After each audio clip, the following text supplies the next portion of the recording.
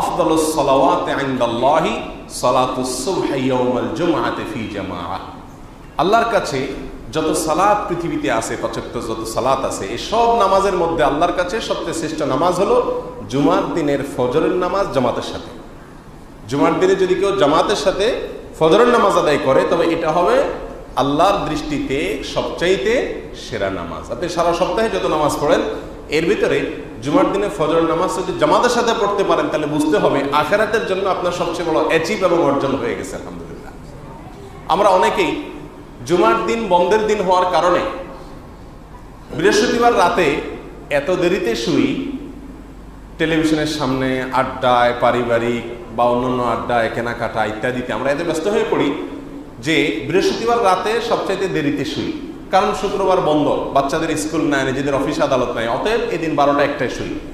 যার ফলশ্রুতিতে দেখা যায় জুমার দিন ফজরের সময় মুসল্লি অন্য দিনের তুলনায় অনেক কম থাকে, অথচ এই দিনটাতে মর্যাদা সবচাইতে বেশি। কারণ এই দিনের মর্যাদার কথা আমরা না জানলে কি হবে, ইবলিস ঠিকই জানে। এই জন্য সে এই দিনে যাতে আমরা মসজিদে উপস্থিত হয়ে সপ্তাহের সবচাইতে সেরা পুরস্কারটা নিতে না পারি, সেই জন্য সে বৃহস্পতিবার রাতে আমাদেরকে বলে, আরে অন্যদিন তো 10টা-11টায় শুয়ে পড়ো, কালকে তো বাচ্চাদের স্কুল নাই, তোমার অফিস নাই, সকালে ঘুমাইতে পারবা, অতএব রাতে একটু আরো কাজ করো, সময় কাটাও, সময় নষ্ট করো।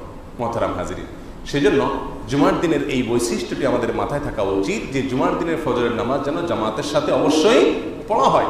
রাসূল আকরাম সাল্লাল্লাহু আলাইহি ওয়াসাল্লাম জুমার দিন ফজরের নামাজের প্রথম রাকাতে যখন ইমামতি করতেন, তিনি প্রথম রাকাতে সূরা সিজদা তেলাওয়াত করতেন। বড় একটা দীর্ঘ একটি সূরা, এই সূরা তিনি প্রথম রাকাতে তেলাওয়াত করতেন। আর দ্বিতীয় রাকাতে তিনি তেলাওয়াত করতেন সূরা দাহার, সেটাও মোটামুটি বড় একটি সূরা। এই দোনো সূরা যদি ইমাম সাহেবরা প্রথম এবং দ্বিতীয় রাকাতে পড়ে, তাহলে ইমাম সাহেবের চাকরি পরের দিন থাকবে কিনা আমাদের দেশে, এটা নিয়ে যথেষ্ট সন্দেহ আছে। কারণ এই দুই সূরা সালাতের ভেতরে ফজর নামাজ যদি ইমাম সাহেব সঠিকভাবে পড়ে, তারাবির মতো তুফান মিল মার্কা না পড়ে, তাহলে কমের পক্ষে 15 থেকে 20 মিনিট সময় লাগবে বা আরো বেশি সময় লাগবে। আপনারা যারা মক্কা মদিনায় গিয়েছেন, আল্লাহ যাওয়ার তৌফিক দিয়েছেন, আপনারা খেয়াল করে থাকবেন জুমার দিনে ফজর নামাজে মক্কা মদিনায় প্রায় প্রতি জুমাতেই এই দুই সূরা তারা তেলাওয়াত করেন ইমাম সাহেবরা এবং দীর্ঘ সময় নিয়ে পড়েন।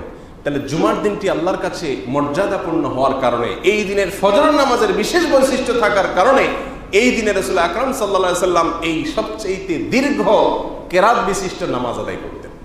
আমাদের মা বোনদের জন্য বলতে হয়, তারা হয়তো মন খারাপ করবেন, আল্লাহর কাছে সবচেয়ে প্রিয় নামাজ জুমার দিনের ফজরের নামাজ, তাহলে আমরা তো জামাতের সাথে সেটাও আমরা তো জামাতের সাথে সালাত আদায় করতে পারছি না। তাদের জন্য বলবো, যত ফজিলত পুরুষরা মসজিদে এসে জামাতের সাথে নামাজ পড়ে পান, আপনার মনের ভিতরে যদি এই আবেদন থাকে আল্লাহর কাছে, আল্লাহ পুরুষ হলে আমি এই একটি সওয়াবও ছাড়তাম না, তো আল্লাহ তাআলা আপনাকে ঘরে বসে সেই সওয়াব দিবেন ইনশাআল্লাহ।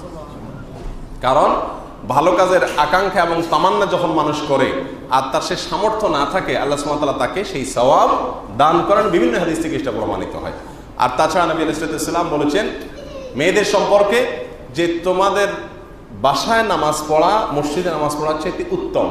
তাহলে আপনি যখন বাসায় নামাজ পড়বেন, তখন পুরুষ এখানে নামাজ পড়ে যে সওয়াব পাবেন তার চাইতে বেশি সওয়াব আপনি ওখানে বসে ইনশাআল্লাহ পাবেন।